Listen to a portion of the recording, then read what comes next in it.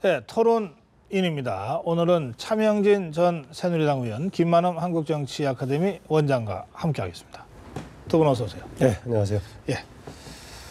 야, 오늘은 저 다뤄야 될 주제가 좀 많습니다. 먼저 오늘 성완종 리스트 중간 수사 결과가 발표됐거든요. 검찰의 발표가 있자 야권 쪽에서 상당히 격렬하게 비판하는 발언들이 쏟아졌습니다. 또 여당 쪽의 논평도 있는데 이 부분부터 잠깐 한번 확인하겠습니다. 정말 치욕적인 수사입니다. 스스로 권력을 위해 존재하는 정치 검찰임을 자백하며 검찰 사망 선고를 내렸습니다. 공정한 특별검사를 통해 진실을 분명히 규명해야 합니다. 녹음평 5억을 만들어서 공소시효가 끝났다 봐주는 척 하면서 특별 사면에 연루시켰습니다. 검찰이라고 부르기 아깝습니다. 박근혜 정부의 견찰 자성하십시오. 네, 그런가 하면 이 새누리당의 박대출 대변인은 서면 논평을 했는데요. 진실규명의 핵심 인물이 부재한 상황에서 현실적인 한계도 내포된 수사 결과다. 야당은 더 이상의 의혹 부풀리기로 국정 혼란을 조장해서는 안 된다. 이런 논평을 보냈습니다. 자, 야당의 이 발언이 상당히 좀 수위가 높습니다. 정치검찰임을 자백했다. 이 공정한 특검을 통해 진실을 규명해야 한다. 문재인 대표가 이 특검을 공식적으로 또 공개적으로 이제 요구하고 나선 겁니다. 그런가 하면 추미애 최고위원은 이게 판사 출신이죠. 예. 네. 우리 검찰을 박근혜 정부의 견찰이라고 불렀습니다. 개견찰을 썼습니다. 그러겠죠. 예, 우선 이 검찰의 수사 결과 발표와 야당의 이런 대응에 대해서 차명진 전 의원 어떻게 평가하십니까? 글쎄, 제가 야당이었으면은 이렇게 얘기했을 겁니다. 태산명동 서일필이다. 시작은 요란하게 하더니 결론은 뻔하군요. 그 정도로 넘어갔어야 되지 않나. 실제 아마 국민이 볼 때도 네. 애당초에 성완종 씨 리스트를 보고 그에 따른 후속 리스트가 나오지 않는다고 밝혀진 순간부터 국민들이 네. 볼 때는 이것은 사법적으로 이미 끝났구나. 따라서 정치적으로도 더 확대하기 힘들겠구나. 일반 국민들도 생각했을 겁니다. 네. 그런데 이제 짜져진 매뉴얼대로 문재인 대표가 이렇게 이제 뭐 강한 분노를 표시했는데 네. 좀 이렇게 진정성이 없어 보이지 않습니까? 제가 볼 때는 오히려 속으로는 이건 뭐 저 사면복권 특별 그 사면복권 관련해서 나는 빠졌구나 하는 안도감의 표정이 보이는 것 같습니다. 오히려 거꾸로. 그래서 제가 볼 때는 좀 과한 반응인 것 같습니다. 예. 박대출 대변인이 그 망자가 돼버린 상태의 수사에 한계가 있었다라고 얘기하고 네. 있는데요. 성완종 씨가 고성완종 회장이 돼버린 것은 이중적인 의미가 있습니다. 망자가 돼버렸기 때문에 추가적인 증거를 밝히기 어려운 점이 있다라는 네. 것이 있고, 또 하나는 죽으면서까지 남겼던 것인데 상당히 좀 철저하게 수사해야 되지 않느냐, 이런 두 가지 의미를 가지고 있죠. 네. 그 점에서 그것만 갖고 떼우기는 그렇고요. 또 하나, 이게 태산명동 서일필이라고 하기에는 다른 격가지 수사가 없었다면 혹시 모르겠어요. 네. 특별 사면 관련 옆에 해가지고 또 추가로 뭐 액수까지 얘기한 다음에 시효가 넘었다는 이런 식 꺼내면서 또 얘기한 것 보면은 깔끔하지 못했던 것 같고요. 그리고 아마 지금 이대로 결론이 난다고 했을 때는 이완구 총리 본인 억울하다고 하지 않겠어요? 솔직하게 말씀드리면은. 그러니까 억울해서 네. 내년 총선에 나가서 명예 회복하겠다 이러고 있습니다. 예, 억울한 것은 본인이 또, 당에서 억울한 것도 있겠지만은 예. 상대적으로 다른 개연성을 봤을 때 자기만 3천만 원 가지고 당한 거 아니, 이런 생각 충분히 할 만하죠. 또 그런가 하면 홍준표 지사는 뭐 그 얘기 한 거예요. 8명의 이름이 나온 이 메모에 홍준표, 이완구 두 사람만 지금 불구속 기소된 거 아닙니까? 그러니까 뭐 왜 우리 둘만 이렇게 지금 하고 있는 거예요. 그래서 검찰과 한번 제대로 된 진실 게임을 해보겠다 이렇게 나오고 있는데, 사실 뭐 많은 그 수사 전문가들이나 변호사들이 그 성완종 씨가 지금 고인이 된 상태에서 과연 검찰이 불구속이든 구속이든 이 공소 유지를 할 수 있을까?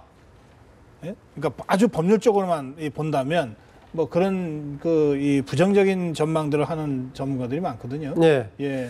그러니까 공소유지 관련 그런 이제 문제가 나올 정도였는데 네. 당시의 리스트라든가 대담에서도 인터뷰에서도 문제가 제기되지 않았던 특별 사면 관련된 지금 노건평 씨까지 같이 거론해가지고 예.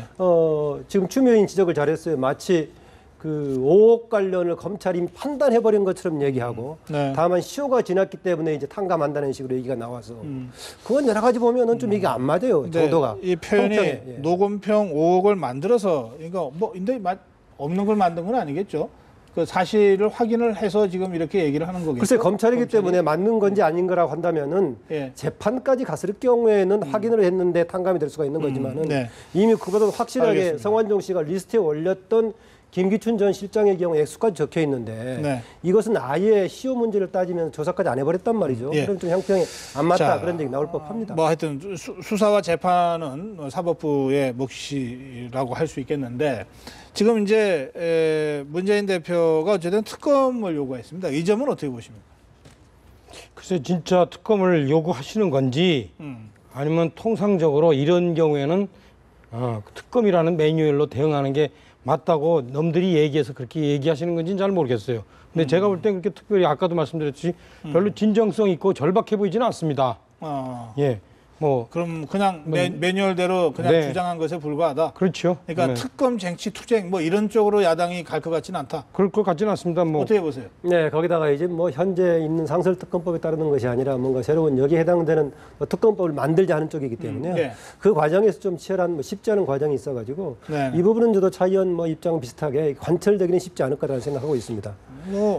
그럼 그냥 해보는 얘기로 이렇게 왜냐하면 현재 상설특검법에 따르면 쉽게 적용을 할 수가 있을 것인데 예. 그랬을 경우에는 특검을 구성하는 과정에서부터 현 정부가 주도하는 쪽을 벗어나기가 알겠어요. 쉽지 않고 예. 있는 한계가 있긴 하죠. 그러니까 문재인 대표가 특검이라는 단어를 쓰긴 했지만 이걸 꼭 관철시켜야겠다는 어떤 의지를 가지고 하는 것이 아니라면 그러면 성완종 수사는 되게 정치적으로는 이쯤에서 마무리가 되는 거네요. 저는 이미 마무리됐다고 봅니다. 다만 이제 아까 말씀하신 대로 사법적 판단이 어떻게 되는지는 모르겠으나 네. 이완구 전 총리나 홍준표 지사는 사실 알겠습니다. 정치적으로 예. 뭐 사망 선고를 받은 거죠. 그러니까 무슨 수사 한 건을 거치면 갈수록 이렇게 검찰에 대한 신뢰가 높아져야 되는데 수사를 몇 건 하면 할수록 검찰에 대한 신뢰가 좀 떨어진다는 문제가 있죠. 하여튼 이 죽은 사람은 말이 없네요.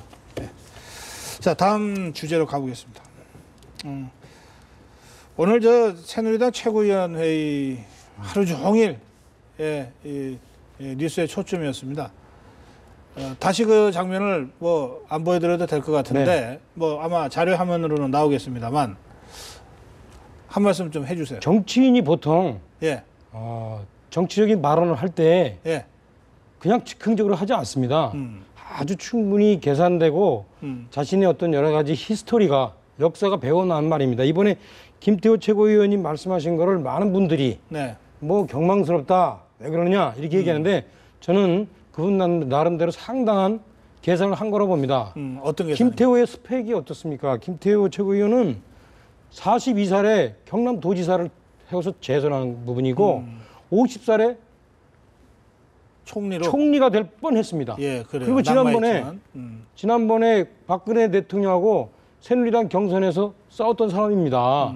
그분의 어떤 정치적 스펙이라는 게 대단한 거죠. 그래서 이분은 나름대로 판단할 때 제가 미뤄 짐작한 데는 자기가 이번에 이 발언을 함으로써 좀 자신의 정치적 입지를 가져야 되겠다. 저는 분명히 생각했다고 봅니다. 특별히 이제 이분이 지난번에 그 이명박 대통령 때 총리로 발탁될 때 어떻게 됐냐면 중앙에 청와대하고 끈이 있어서 그렇게 아니라 네. 이분이 나름대로 그 공무원 노조하고 싸우고 그리고 4대 강을 지지를 적극적으로 했습니다. 그래서 청와대에서 네. 보니까 이쁘죠. 그러니까 딱 발탁한 겁니다. 이번에도 제가 볼 때는 지금 친박의 상황들이 어떻습니까? 친박이라는 사람들은 한결같이 당내에서도 국민 사이에서도 비호감이지.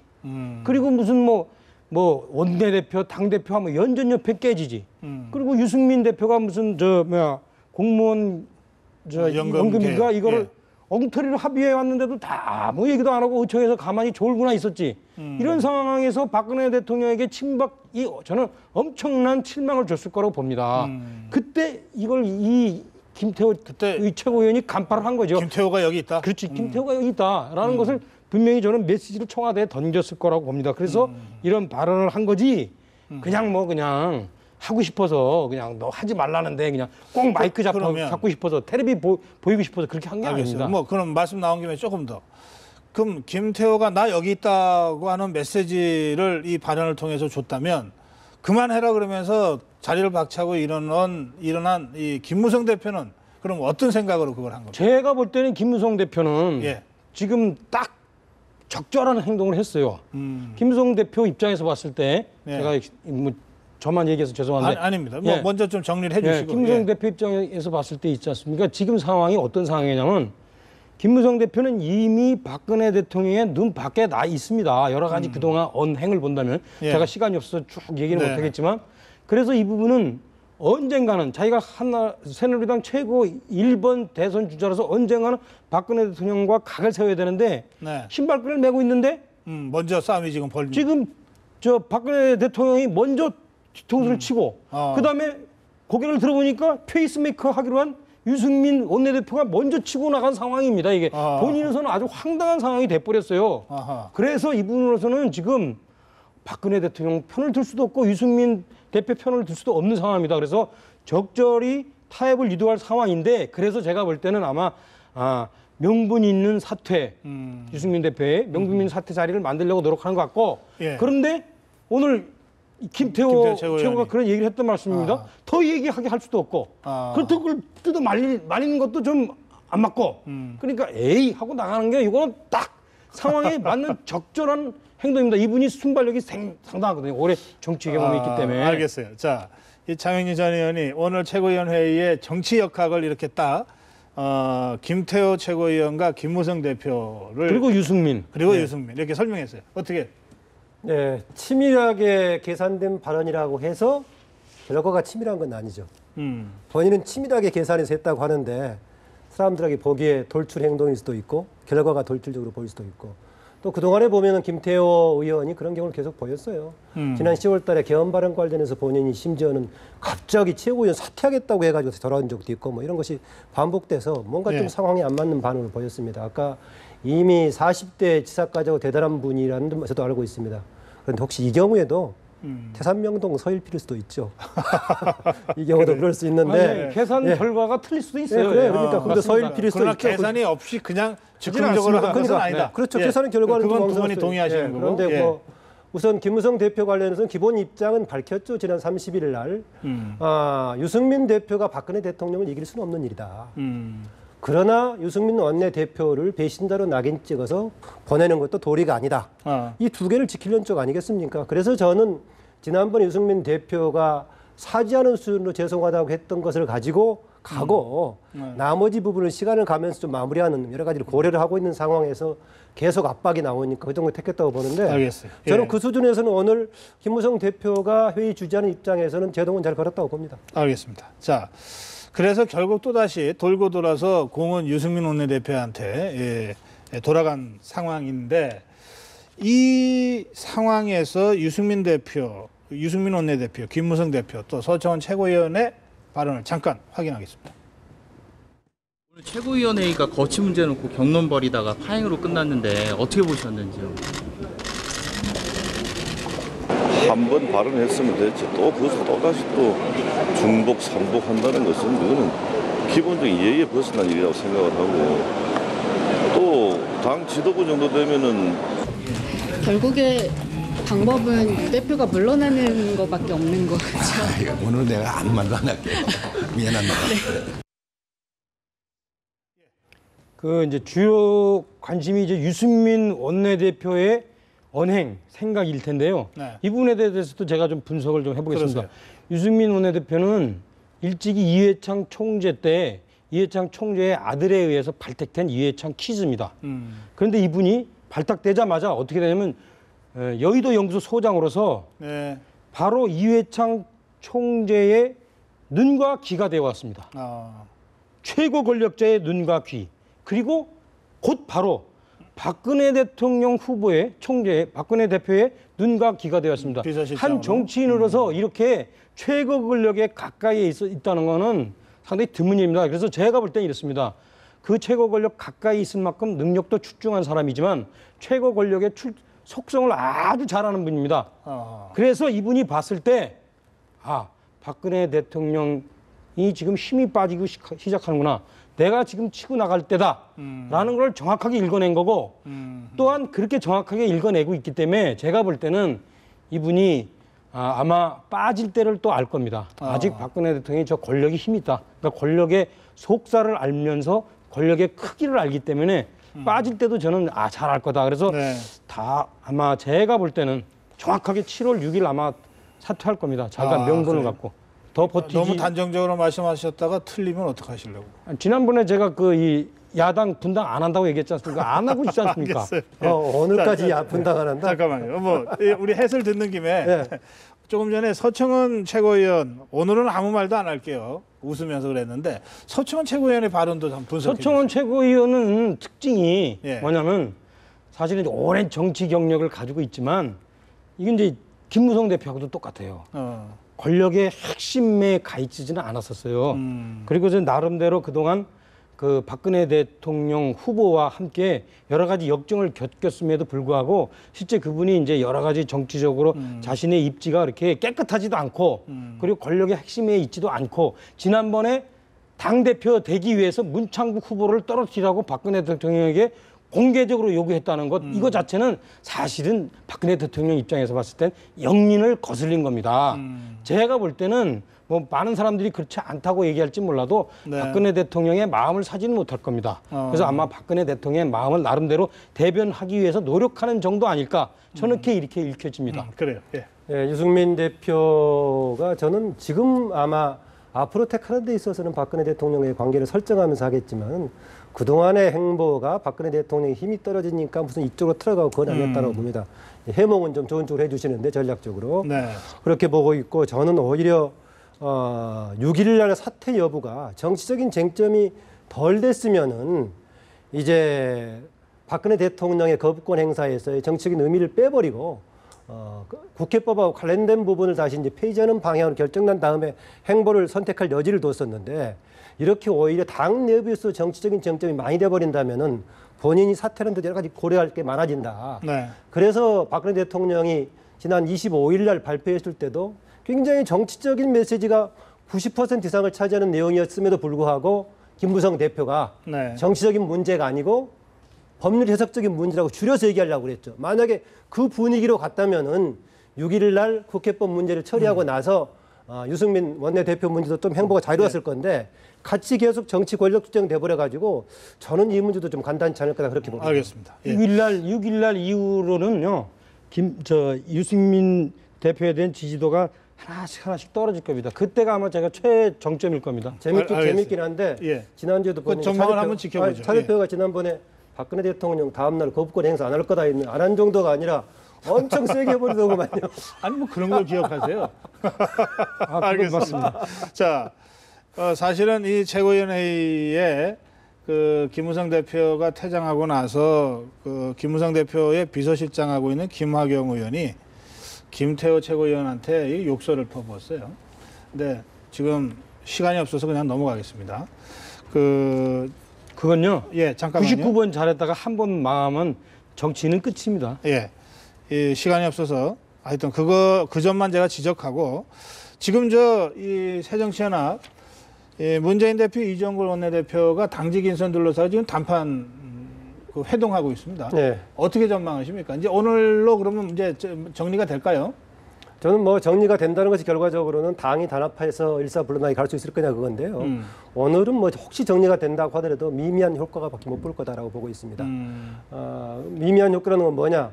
당에서 분란의 소지가 없이 혁신을 중심으로 하나로 뭉칠 거냐? 네. 그건 아니고 저는 여전히 그냥 미봉. 신당과 분당 쪽에 원심력이 계속 살아있고 네. 최근에 좀 노출되는 쪽이 계속 반복으로 보이고 있다. 예. 신당의 방향은 맞는데 다만 얼마나 경쟁력 있는 또 어떤 사람들이 알겠습니다. 구심점이 돼서 예. 할 것인가 이런 변수가 남아있다고 예, 짧게 한 말씀 하시죠.